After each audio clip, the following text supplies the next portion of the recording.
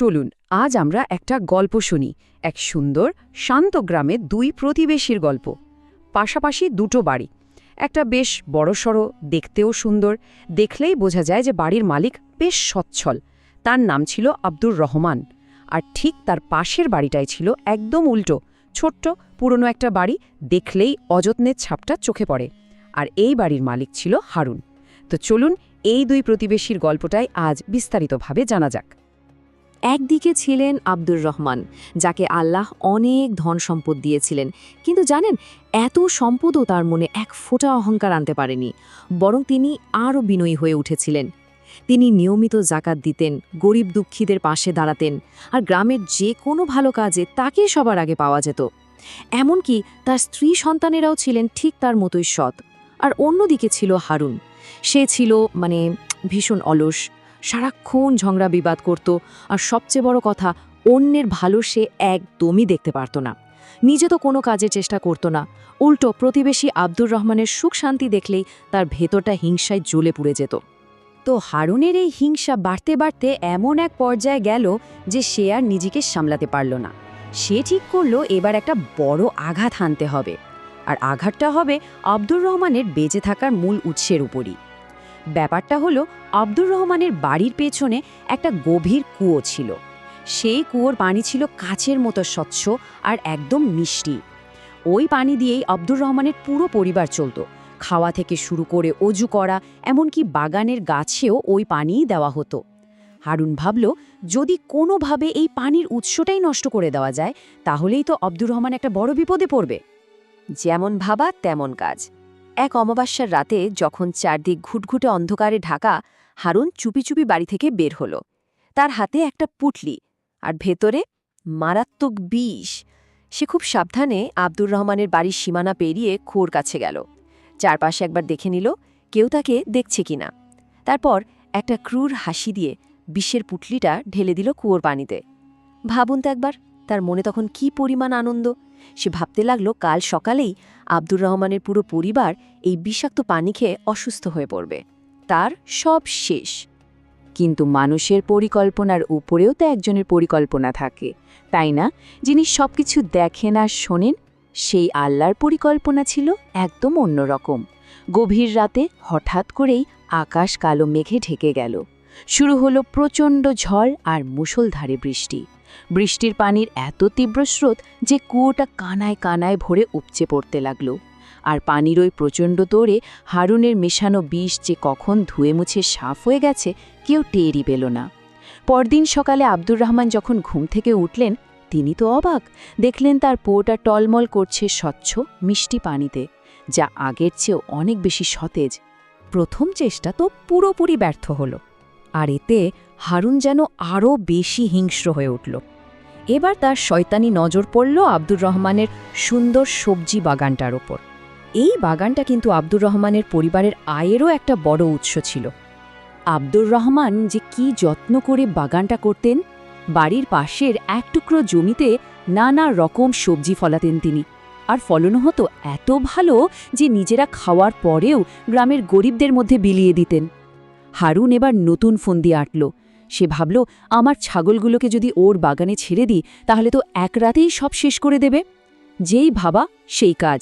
এক গভীর রাতে যখন সবাই ঘুমে অচেতন, হারুন তার ছাগলগুলোর দড়ি খুলে সেগুলোকে তাড়িয়ে দিল আব্দুর রহমানের বাগানের দিকে। আর ছাগলগুলো সারা রাত ধরে যা পেল সামনে সব খেয়ে একদম সাবার করে দিল।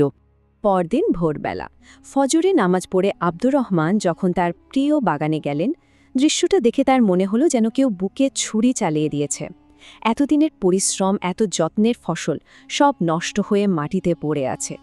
স্বাভাবিকভাবেই এক মুহূর্তের জন্য তার মনটা ভেঙে গেল, চোখে পানি চলে এলো। কিন্তু ঠিক পর মুহূর্তেই তিনি নিজেকে সামলে নিলেন।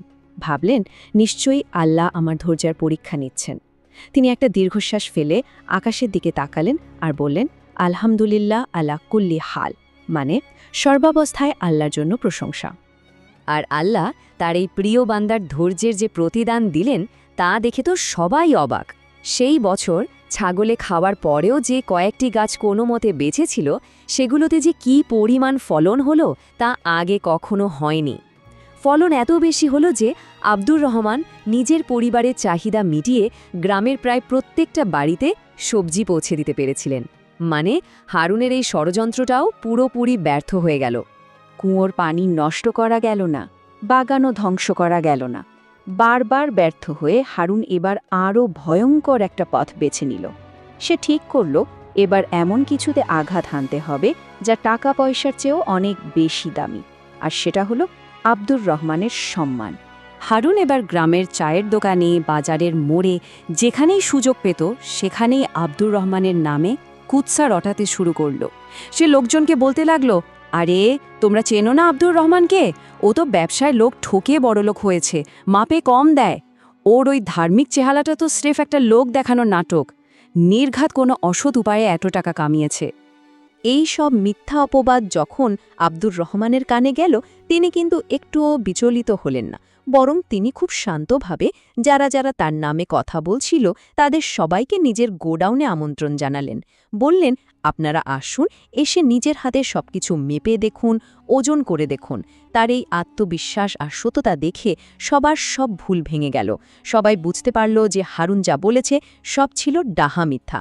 ফলে যা হলো, আব্দুর রহমানের সম্মান কমার বদলে মানুষের চোখে আরও বেড়ে গেল, আর হারুনের জন্য জন্মালো শুধুই ঘৃণা। বারবার এভাবে ব্যর্থ হয়ে লজ্জা, অপমান আর হিংসায় হারুন তখন প্রায় পাগলের মতো হয়ে গেছে। তার মাথায় তখন একটাই চিন্তা, যেভাবেই হোক আব্দুর রহমানকে শেষ করে দিতেই হবে।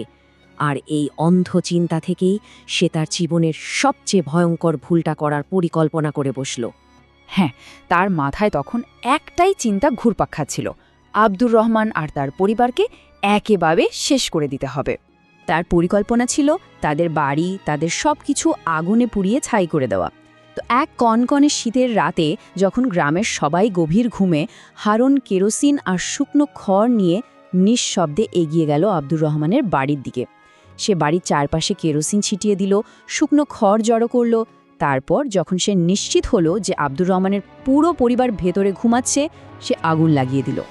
দাউ দাউ করে আগুন জ্বলতে শুরু করল। হারুন দূর থেকে দাঁড়িয়ে সে দৃশ্য দেখছিল আর পৈশাচিক এক হাসি হাসছিল। কিন্তু ঠিক তখনই ঘটল এক অবিশ্বাস্য, এক অলৌকিক ঘটনা। যে বাতাস এতক্ষণ একদম স্থির ছিল, হঠাৎ করেই তা তার গতিপথ পুরোপুরি বদলে ফেলল। বাতাসের এক প্রচণ্ড ঝাপটা এসে আগুনের একটা বিশাল স্ফুলিঙ্গ উড়িয়ে নিয়ে ফেলল হারুনের নিজের বাড়িতেই। আর যেহেতু তার বাড়িটা ছিল পুরনো আর কাঠের তৈরি, চোখের পলকে পুরো বাড়িতে আগুন ধরে গেল। ভাবা যায় যে আগুন সে অন্যের সর্বনাশের জন্য লাগিয়েছিল, সেই আগুনই আল্লাহর হুকুমে ফিরে এসে তার নিজের সর্বনাশ করে দিল। কোরআনের সেই আয়াতটার কথাই মনে পড়ে যায়, তারা চক্রান্ত করেছিল আর আল্লাহও পরিকল্পনা করেছিলেন, আর আল্লাহই শ্রেষ্ঠ পরিকল্পনাকারী। পরদিন সকাল হল। ভোরের আলো ফোটার সাথে সাথেই হারুনের হিংসা আর ঘৃণার সেই ভয়াবহ পরিণতিটা সবার সামনে একদম স্পষ্ট হয়ে গেল। হারুন তখন সবকিছু হারিয়ে একেবারে পথের ভিখারি। সে তার পুড়ে যাওয়া বাড়ির ধ্বংসস্তূপের সামনে বসে শুধু অঝরে কাঁদছিল। তার সেই কান্নায় শুধু হাহাকার ছিল না, ছিল গভীর অনুশোচনা, গভীর অনুতাপ। গ্রামের সবাই তাকে ঘিরে দাঁড়িয়েছিল ঠিকই, কিন্তু একজনও তাকে সান্ত্বনা দিতে এগিয়ে আসেনি, বরং সবার চোখে ছিল কেবলই ঘৃণা আর ধিক্কার। ঠিক সেই মুহূর্তে ওই ভিড় ঠেলে এগিয়ে এলেন আব্দুর রহমান। তার মুখে কিন্তু কোনো রাগ ছিল না, ছিল না কোনো বিজয়ের হাসি, ছিল শুধু গভীর করুণা আর মমতা। তিনি এগিয়ে এলেন সেই মানুষটাকে সান্ত্বনা দিতে যে কিনা গত রাতেই তাকে আর তার পুরো পরিবারকে পুড়িয়ে মারতে চেয়েছিল। আব্দুর রহমান হারুনকে মাটি থেকে তুলে ধরে বুকে জড়িয়ে ধরলেন, বললেন, আমি তোমাকে অনেক আগেই ক্ষমা করে দিয়েছি। আমি শুধু আল্লাহর ওপর ভরসা করে ধৈর্য ধরেছি, কারণ আমি বিশ্বাস করতাম তিনি আমার জন্য যা করবেন সেটাই সবচেয়ে ভালো হবে। শুধু তাই নয়, এরপর তিনি হারুন আর তার পরিবারকে নিজের বাড়িতে আশ্রয় দিলেন। আব্দুর রহমানের এই অবিশ্বাস্য মহৎ আচরণে হারুনের পাথর হয়ে যাওয়া মনটা যেন গলে গেল। সে তার পায়ে পড়ে ক্ষমা চাইতে লাগল।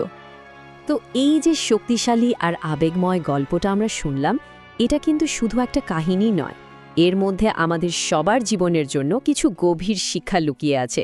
চলুন সেই মূল শিক্ষাগুলো কি কি তা একটু সংক্ষেপে দেখে নেওয়া যাক। এই গল্পটা থেকে আমরা মূলত 4টি গুরুত্বপূর্ণ বিষয় শিখতে পারি। প্রথমত, হিংসা হলো একটা আত্মঘাতী আগুনের মতো যা শেষ পর্যন্ত হিংসুককে পুড়িয়ে দেয়।